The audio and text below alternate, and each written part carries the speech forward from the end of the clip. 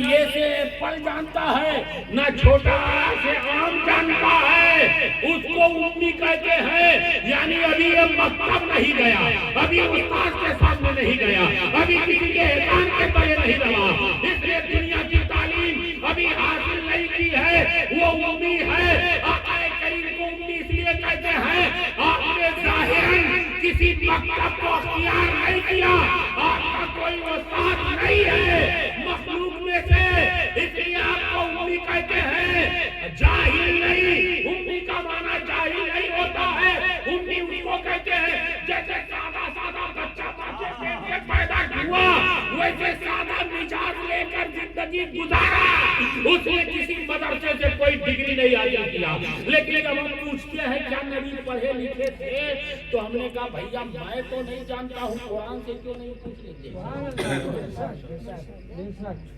سب تو یہ کہتے ہیں نبی پڑھے لکھے نہیں تھے، یہ تو کہتے ہیں۔ اچھا تو اللہ جھوٹا ہے؟ اللہ فرماتا الرحمن علم القرآن، سورہ رحمان کی پہلی آیت ہے الرحمن علم القرآن، رحمان نے سکھایا اپنے نبی کو قرآن، رحمان نے پڑھایا نبی کو قرآن۔ ارے جبریل کیا پڑھائیں گے، رحمان نے پڑھایا قرآن۔ جبریل تو لا کر دینے والے تھے، جب جبریل کہتے ہیں اقرا یا محمد، ہمیں وہاں سے یہ تعلیم ملتی ہے کہ اے دنیا والوں، جب آقا کریم کو اللہ نے پڑھایا قرآن تو ہماری ذمہ داری یہ ہے ہم بھی اپنے بچوں کو پڑھائیں قرآن۔ وہاں پڑھنے والے سید المرسلین ہیں تو پڑھانے والا رب العالمین ہے، اور یہاں پڑھنے والے بچے امت المسلمین کے ہیں، اس لیے پڑھانے والے علماء مومنین ہیں۔ یہی بات ہے، جب نبیوں کا تاجدار ہوگا تو خدا پڑھائے گا، ہم جیسا معمولی مسلمان ہوگا تو دنیا کا امام پڑھے بغیر کوئی چاہتا۔ تو بسم اللہ الرحمن الرحیم بھی تعلیم سے پتہ کیا چلتا ہے؟ دیکھو تعلیم سے ایک بات کا اور پتہ چل گیا، اللہ تعالیٰ جس کو چاہتا ہے، قرآن کی آیت ہے، جس کو چاہتا ہے بیٹا دیتا ہے، جس کو چاہتا ہے بیٹی دیتا ہے، اور جس کو چاہتا ہے دونوں دیتا ہے، جس کو چاہتا ہے کچھ نہیں دیتا۔ اب کہو گے دینے میں آدمی کی کوئی طاقت نہیں، یہ صرف عالم اسباب ہونے کی بنیاد پر اسباب ہیں، باقی ہم محتاج اسباب ہیں اور اللہ مسبب الاسباب ہے۔ ہم محتاج احتیاج اسباب رکھتے ہیں لیکن اللہ کے کائنات مسبب الاسباب ہے۔ تو میرے ملت کے نوجوانوں، اللہ رب العزت نے جو یہ اپنے نبی کو کائنات میں بھیج کر جبریل کے ذریعہ قرآن بھیجا، تو قرآن بھیجنے کا مطلب یہ ہوا اللہ چاہتا تو اپنے نبی کے دل میں اتار دیتا، اور کئی بار ایسا ہوا جبریل نہیں آئے ہیں، اللہ نے خود ہی عنایت فرما دیا، خود ہی عنایت فرما دیا۔ تو میرے ملت کے نوجوان، اللہ نے قرآن دے کر 23 سال کے عرصے میں یہ بتا دیا، اے لوگو میں اللہ ہو کر اگر اپنے نبی کو کچھ دینا چاہوں تو میں نے جان بوجھ کر جبریل کو بیچ میں وسیلہ بنایا ہے، تاکہ تم کو بھی جب مجھ تک پہنچنا ہو تو بیچ میں کسی کو وسیلہ بنا لینا۔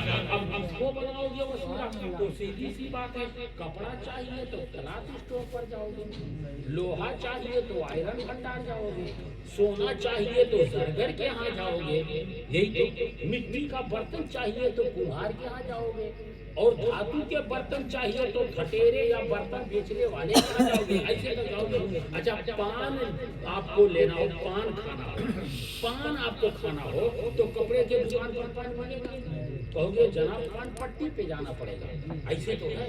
اچھا ٹھیک ہے، تو جو چیز کی ضرورت ہے وہی اسی دکان پہ جانا چاہیے ہم کو، اور اگر اللہ سے ملنا ہے تو کہاں جائیں گے؟ تو اولیاء اللہ کے قرب میں جائیں گے، اولیاء اللہ کے قرب میں جائیں گے۔ ہم پان لینا ہو تو پان والے کے ہاں جائیں، اور اللہ سے ملنا ہو تو ولی اللہ کے ہاں جاتے ہیں۔ تو یہ آنے جانے کا جو سلسلہ ہے، اللہ ہر چیز پر جب قادر ہے، وہ باپ کا محتاج نہیں ہے کہ ماں کو بچہ دے دے، اگر وہ محتاج ہوتا تو سیدہ مریم کو عیسیٰ علیہ السلام جیسا بیٹا دیا، لیکن باپ کی ضرورت نہیں ہے۔ کہو گے جناب وہ تو ایک مثال ہے، ہم نے کہا اس سے پہلے چلو، اللہ نے آدم کو پیدا کیا، آدم علیہ السلام کا نہ کوئی باپ ہے نہ کوئی باپ ہے، اچھا پھر اللہ نے ان کی بیوی حوا رضی اللہ عنہا کو پیدا کیا. حضرت حوا کا نہ کوئی باپ ہے نہ ماں ہے. اللہ چاہے تو بغیر ماں باپ کے بھی بنا سکتا ہے نا, لیکن آج عام طور سے ماں باپ کی ضرورت ہے. گویا دونوں پر عمل ہو جائے. اسباب کی طرف توجہ کرو گے تو اولاد ہونے کے لیے ماں باپ کی ضرورت پڑے گی, لیکن جب رب کا پاور دیکھنا چاہو گے تو اسباب کی کوئی ضرورت نہیں ہے. کہیں آدم پہلے نبی بن کر آ رہے ہیں, کہیں حوا تمام مسلمانوں کی ماں بن کر آ رہی ہے, کہیں حضرت عیسیٰ بغیر باپ کے مریم کی گود میں کھیلتے نظر آ رہے ہیں.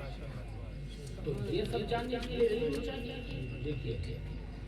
اور ایک چوہا چلا تھا, مولانا ہارون صاحب چوہا چلا تھا تو کوئی اونٹ بیٹھا تھا, اس دل سے نکلا, گرمی زیادہ تھی, کہیں ٹھنڈ ہوا لینے کے لیے نکلا چوہا, اپنے دل سے نکلا تو راستے میں ایک اونٹ بیٹھا ہوا تھا.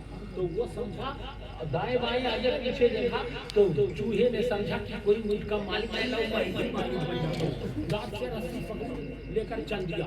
بات لمبی ہے, حضرت علامہ روم علیہ رحمہ فرماتے ہیں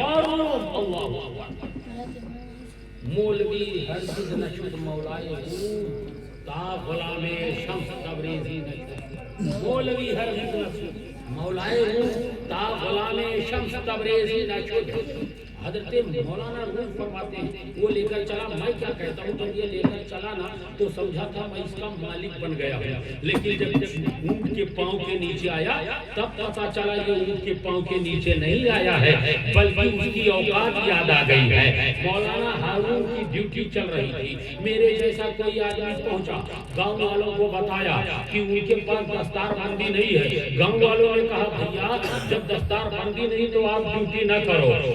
چوہے نے سمجھا اونٹ کا میں مالک ہو جاؤں گا, اونٹ کا میں مالک ہو جاؤں گا, لیکن اللہ کی مرضی یہ نوجوان علماء نے ساتھ دیا. ایک سال بھی نہیں نکلا, آدھا سال بھی نہیں نکلا, اللہ نے وہ بھی دن دکھا دیا. اس خوشی کے موقع پر یہ دن آ رہی. اب تو کوئی نہیں کہے گا دستار بندی نہیں ہے, پیچھے نماز نہیں پڑھوں گا, اب تو کوئی نہیں کہے. لیکن ماں باپ بڑے بے وقوف ہیں اور ان کے بھائی لوگ بھی بڑے بے وقوف ہیں. آج تم اتنا خوش ہونا چاہیے تمہیں, شادیوں پر پیسے لٹانے والوں, زمین مکان دکان خرید کر پیسے لٹانے والوں, تمہارے سمجھ میں یہ بات آ نہیں رہی ہے. یہ حفاظ اور علماء سے پوچھو یہ کیا چیز ہے. یہ وہ چیز ہے اللہ نے جس کے متعلق فیصلہ کر دیا.